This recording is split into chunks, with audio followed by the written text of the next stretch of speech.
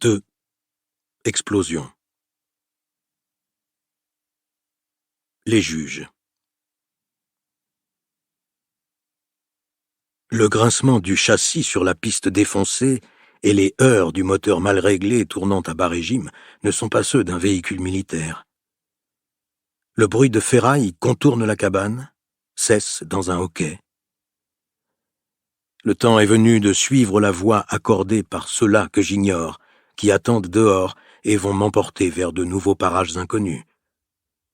Le temps est venu de me lever péniblement, de jeter un long regard sur ce prolongement de moi-même qu'est la triomphe, et de sortir, ébloui par la violence de la lumière, jusqu'au vieux camion Ford qui disparaît sous un amoncellement de balles de foin, de ramper, ainsi que m'y invite sans mot dire le conducteur au regard soupçonneux, dans un logement étroit pratiqué derrière la banquette, et de me recroqueviller sur le côté, emprisonné par les ténèbres à l'odeur forte.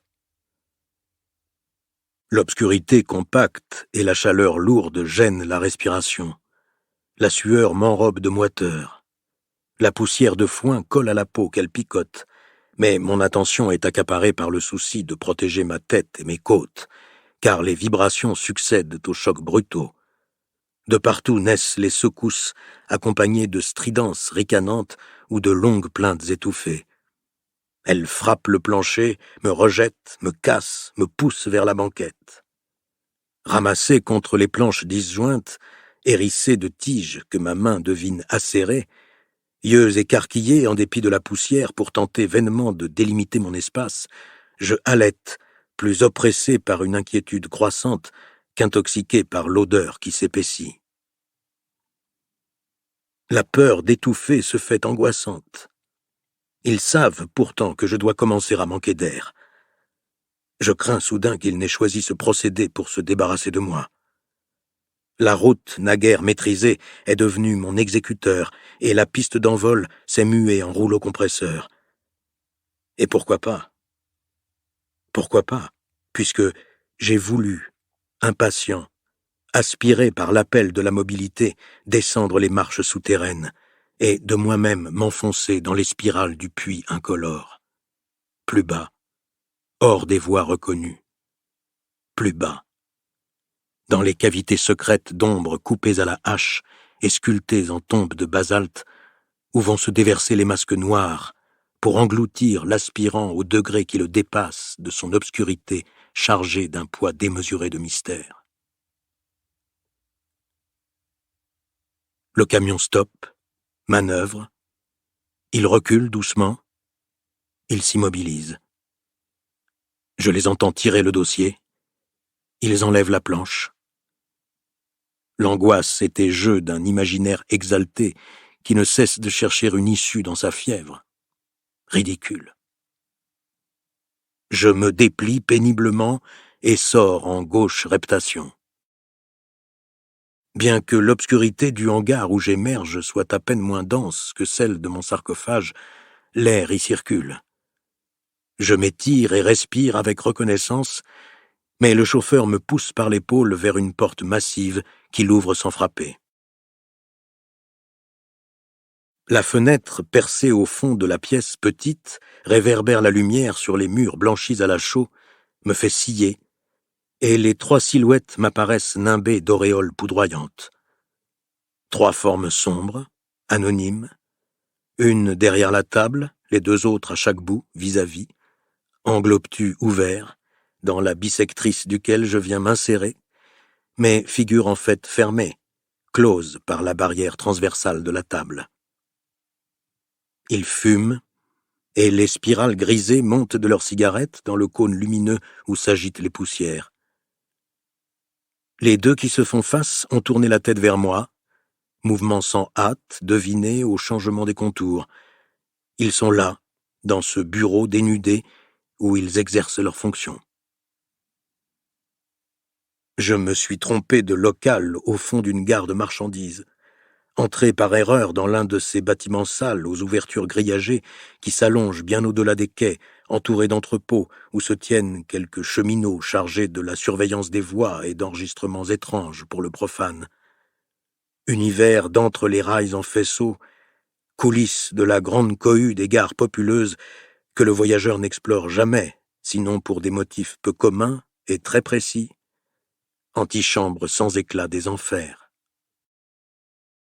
À mesure que l'œil s'accoutume aux rayons brutaux que projette l'étroite fente, je distingue mieux les trois formes, et l'impression première s'affirme.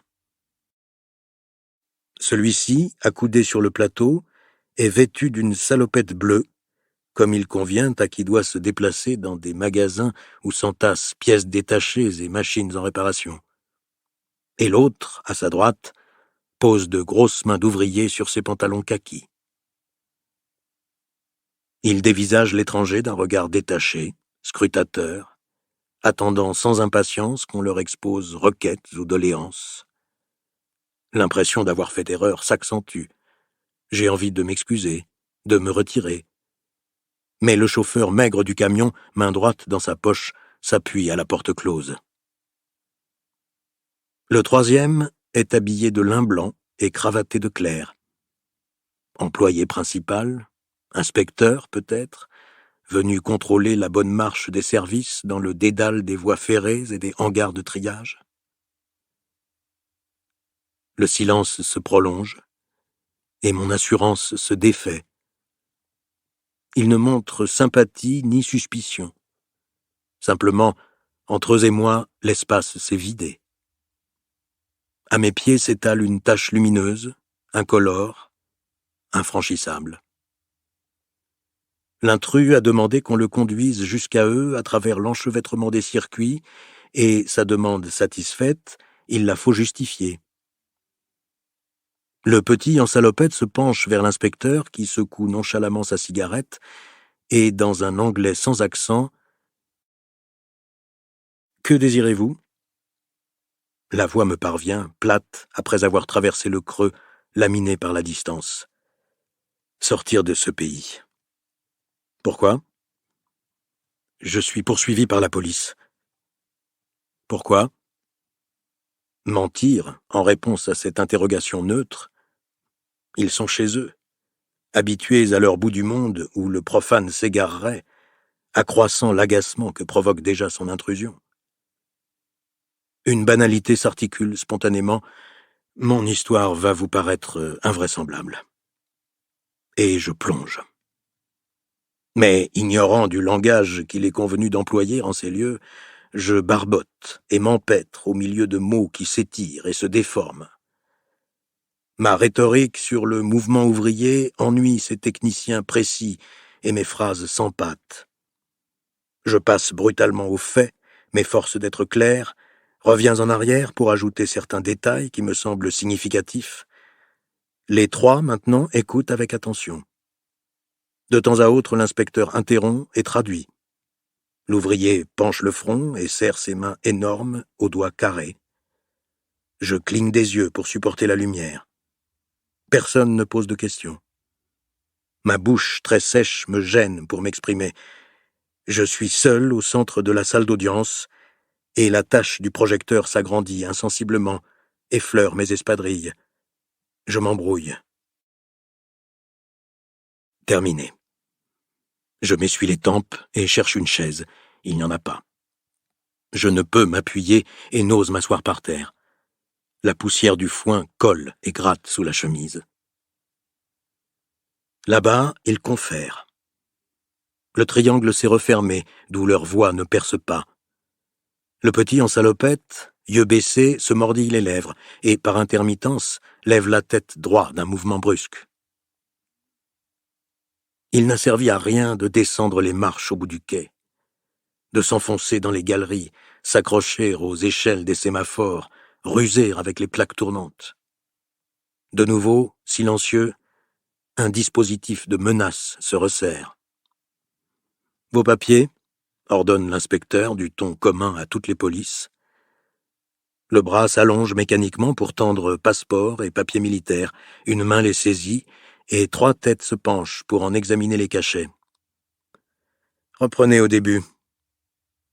Ils interrompent constamment, veulent des précisions, enjoignent de recommencer, d'indiquer l'heure exacte de chaque événement. Non, si, je ne me rappelle plus. Continuez.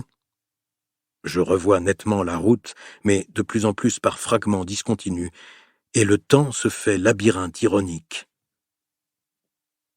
Le triangle d'ombre exclut à nouveau le profane. Il délibère. Dans mon dos, je sens la présence du Cerbère. Le secrétaire président paraît agacé. Par moments, il balaye d'une main nerveuse les conclusions des 2 autres. Délibération de tribunal où ne manquent que toges et perruques. Les 3 juges, Éaque, Minos et Rhadamante, en costume moderne, comme le théâtre contemporain nous y a accoutumés, vont décider dans quel secteur des enfers m'expédier. Pourtant j'appelais à l'aide, et ces hommes pourchassés par la police vivent en marge, semblables à moi, et à ceux que j'ai traqués, au Kenya et ailleurs. La roue de la fortune a poursuivi sa rotation imperturbable. La vie humaine roule instable, ainsi que les rayons d'une roue de chariot. Absurde. Absurde, mais cette nuit même, et cela doit donc être très proche. J'ai remercié le destin de m'avoir redressé, et du même coup annulé le droit de geindre ou de pleurer parce que je meurs dans la lutte, perdu par erreur ou malchance sur une voie de garage. Mâchoire serrée devant le vide blanc, je rectifie la position, vieux geste machinal chargé d'honneur et de courage qui me raidit. Il cesse de s'entretenir. Sans nervosité, mais blafard, je le sais, je fixe le président qui débute lentement, cherche le mot juste, s'exprime dans une langue châtiée, ou donc apprise. Tout ici est question sans réponse. Nous avons naturellement soupçonné en vous un agent provocateur. Il balance doucement une main longue et soignée, ornée à l'index d'une chevalière sur laquelle une fourmi d'or luit dans la pénombre. Vos déclarations gauchistes vous ont nui. Vous n'entendez rien à l'action révolutionnaire. Interminable accumulation d'attendus, inutiles, dépassés par une décision déjà prise. Facile à définir. Un anarchiste de droite, mécontent sans analyse, qui regrette un passé violent idéalisé, fortement imprégné de tendances réactionnaires, un élément de désordre. Blessé par ce coup bas, plus que par l'annonce d'une condamnation, conscient tout à coup d'être resté au garde à vous, j'enfonce une main dans la poche de mon pantalon. Le président sourit à demi. Son interprétation se vérifie. Nostalgique des révolutions romantiques, mais prêt à accepter les plus contraignantes disciplines bourgeoises. Il marque une pause à chaque paragraphe d'un jugement non écrit. Il ne joue même pas avec l'étranger plus que douteux. Il suit simplement la procédure. Il va de soi que nous n'allons pas prendre de risques pour vous faire traverser une frontière. Les 2 autres chuchotent entre eux. Il se peut que j'aie cessé de les intéresser. Ne vibre plus, à peine, que cette mince ligne tendue encore entre moi et l'homme en costume de lin dans ce bâtiment inconnaissable où je me suis égaré. Vous avez servi plusieurs années en qualité d'officier de commando dans l'armée britannique. Vous devez donc connaître le maniement des explosifs. Explosifs. Les mots familiers ont bondi, frappent, pénètrent, réorganisent. Le faible lien dont j'attendais la rupture se renforce, soudain métallisé. Nous vous proposons ceci. Vous partirez avec l'un des nôtres pour une mission qui vous sera précisée ultérieurement. Il va de soi qu'au moindre geste inamical de votre part, vous serez mis hors d'état de nuire. Périphrase élégante que j'apprécie. D'ailleurs, vous ne serez pas armé. Si l'opération se passe convenablement, nous verrons ce que nous pouvons faire pour vous. Et si je refuse? La question a jailli d'elle-même. Alors, sans achever sa phrase, il lève les yeux vers le plafond où s'amassent les mouches. Bien, j'accepte. L'opération sera très périlleuse pour qu'on utilise les services d'un inconnu, et pourtant elle me rend à la vie. Assuré que ces 5 années n'ont pas entamé les réflexes, ma voix retrouve les inflexions militaires. Il me faut des instructions plus précises. Le regard, très sagace, me rappelle celui du vieux Gordon qui commandait la 3e brigade. L'éclairage s'est déplacé. Entre nous s'étend une zone d'ombre de plus en plus dense qui voile très vite les visages. Plus tard, Synecos va vous conduire dans votre chambre. Vous pourrez vous reposer. Il n'est évidemment pas question que vous quittiez la pièce où vous séjournerez. La désinvolture est démentie par la froideur de la physionomie qui ne s'éclaire pas pour adresser quelques mots en grec au chauffeur. Je me retiens de claquer les talons, salue d'un mouvement de tête auquel ils ne répondent pas, et précède Synecos, puisque tel est censé être son nom, qui s'est effacé pour me laisser passer. Attente. Synecos m'a conduit dans une cellule monacale dont le dénuement me convient. J'y peux penser à mon aise en attendant qu'on vienne me communiquer les instructions. La nuit est tombée, et je ne dispose pour m'éclairer que d'une de ces lampes à huile à la forme inchangée depuis 3000 ans. La flamme s'étire et fume. Je rêve à tous ceux qui ont attendu dans la nuit, à la lueur d'une lampe à huile, avant d'aller tendre une embuscade aux Perses, aux Francs, aux Turcs, à combien d'autres. Cette terre a été balafrée par tant d'invasions et d'occupations que je m'y égare. Je les sens fraternels autour de moi, ceux qui aiguisaient leurs épées courtes et ceux qui vérifiaient l'amorce de leurs mousquets. Résistant de raccrocs, je connais du moins les armes et le sabotage. Et parmi mes devanciers en veille silencieuse, beaucoup devaient être comme moi des techniciens de la guerre, poussés par la faim, l'argent, le hasard, l'exil. Plus d'un, comme moi, devait venir de l'autre camp. Je m'efforce d'admettre la mentalité administrative de mes nouveaux... Je cherche en vain un terme pour les définir. Trop d'hommes ont été massacrés par les troupes d'occupation et les dictatures policières depuis Xerxès et les 30 tyrans. Ils ont été durement contraints de s'organiser, de se méfier de l'enthousiasme spasmodique et désordonné qui a conduit tant des leurs au gibet ou au peloton d'exécution. J'ai le temps d'imaginer. Une opération de sabotage ne peut se monter que la nuit. Les mouches se sont tues. Sous la fenêtre aux volets pleins entrebâillés, l'ombre de la façade vis-à-vis coupe la cour en diagonale. Ma chambre est au premier des 2 étages. À ma droite, un lourd portail ferme la cour, surmonté de l'autre côté de la rue par le sommet d'un mur gris sans ouverture. J'ignore quel est ce bourg. Incapable de retrouver la TR, je n'en suis pas troublé à l'excès, trop absorbé à faire le point, à tenter, au cœur de cette nuit, qui sera peut-être la dernière, de voir plus clair en moi-même. Dans la partie sombre de la cour, Synecos, adossé au mur, observe ma fenêtre. Mais pourquoi voudrais-je m'enfuir? La chambre est garnie d'une table, avec une chaise branlante, et d'une paillasse. En entrant, je n'avais plus de cigarette, et ce manque m'agaçait. J'ai froissé le paquet vide devant Synecos. Il est descendu et m'a rapporté 2 boîtes d'Hellas. Il a refusé que je les lui paye, sans chaleur ni agressivité. 1 heure plus tard, il a monté une écuelle remplie de gros haricots rouges et de gras de mouton, ainsi qu'un pichet de vin résiné.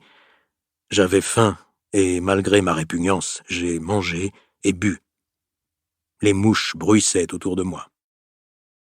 Je ne pensais à rien. J'attendais des précisions qui ne venaient pas. L'opinion de ces juges froids et calmes me gênait. Elle me gêne encore. Ce que je croyais personnel en moi s'emboîte dans une case d'un schéma universel. Si j'accepte cependant, pour une fois, de me regarder sans complaisance, je dois admettre une part de vérité dans leur diagnostic, mais une part seulement. Les 3 juges ne savent pas tout. Ils oublient un élément essentiel. Mais lequel? Une aspiration vers je ne sais quoi? Ils oublient Déborah. Déborah? Je m'efforce de fuir son image, de retarder le moment où elle m'imposera son inévitable présence. Creuset où se fondent en combinaisons alchimiques les contradictions de la plénitude lourde et de l'élan aérien. Déborah qui me tuera peut-être, dont je ne sais si la cape noire est descente aux abîmes ou vaste ouverture des ailes de la nuit, révélation d'un lointain, vision des galaxies en dérive. Déborah qui a sa place dans un univers d'ailleurs. Mon regard la dessine sur l'écran du mur, et les images se déroulent en noir et blanc.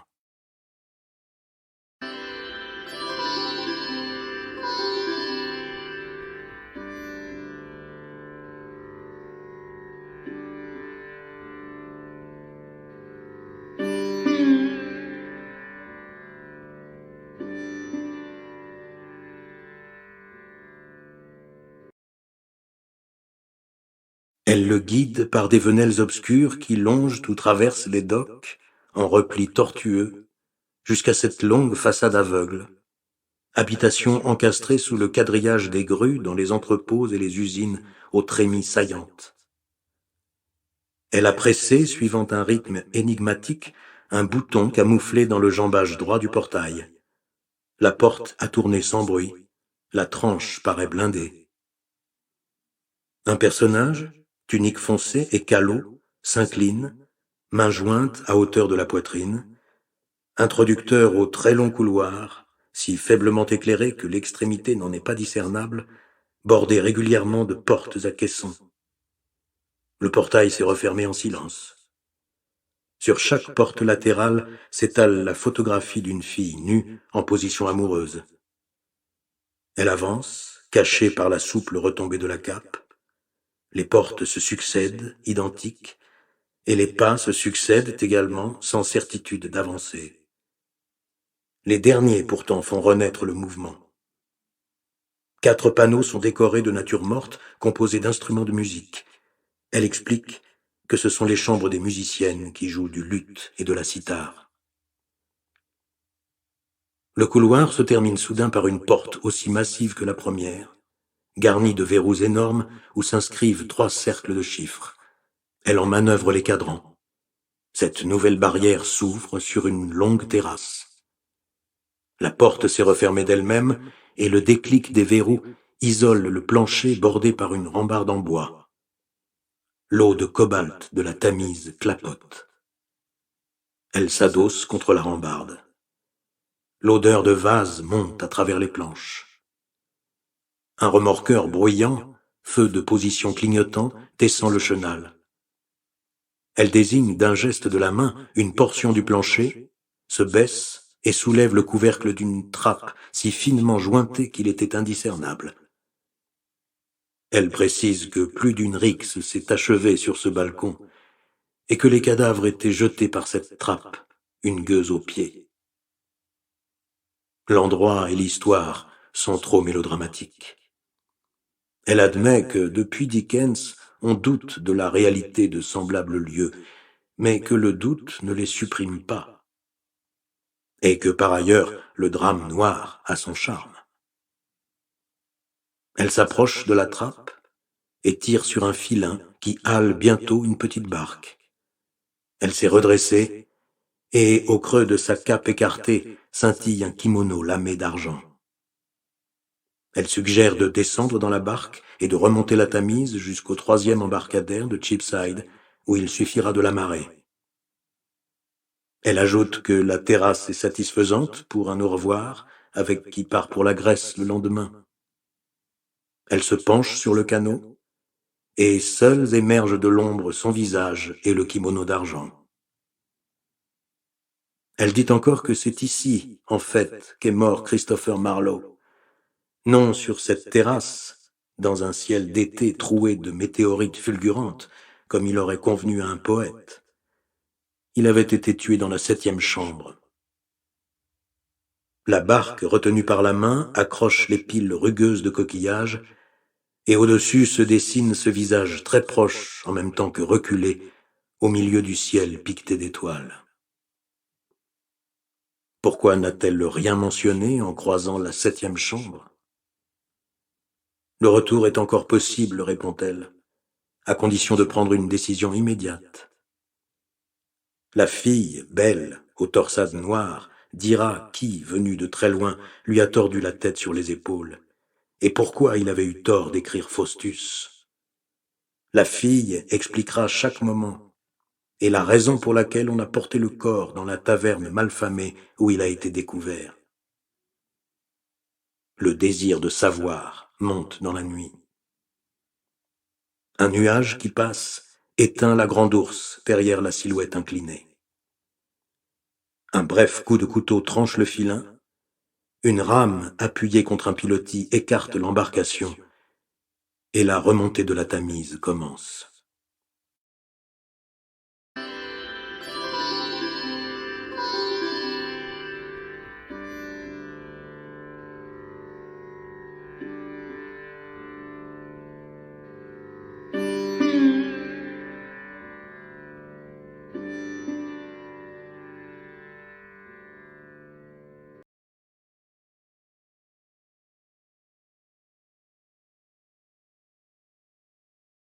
Notre vie est un voyage dans l'hiver et dans la nuit. Nous cherchons notre passage dans le ciel où rien ne luit. Ce refrain des gardes suisses de Châteauvieux, qui périrent tous par honneur de mercenaires, me poursuit. Voici des heures que je songe. Je suis fatigué. J'aurais aimé revoir Déborah, mais rien n'en eût été changé. Je ne me suis pas trouvé en me cherchant. Tant pis. Au fond, Pursewarden avait raison. Dieu est un humoriste. La chambre est plongée dans un demi-jour gris où les contours s'estompent derrière les volets mi-clos.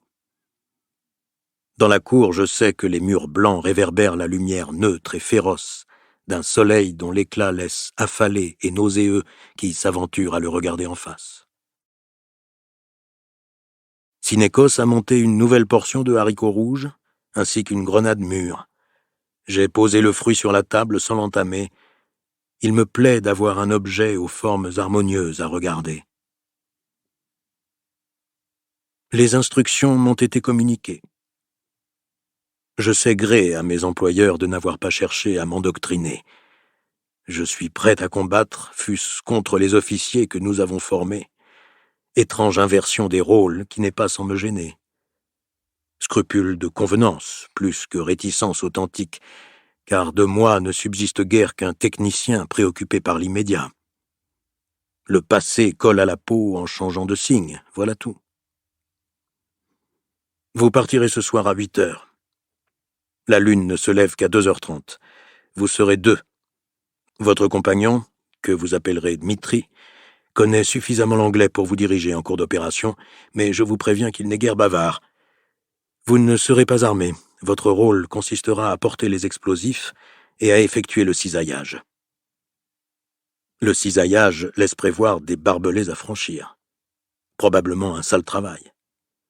Rien n'égale les barbelés pour accrocher et immobiliser un homme sous les projecteurs, mais je ne m'en inquiète pas, tant il est tonique d'attaquer après avoir été le fuyard.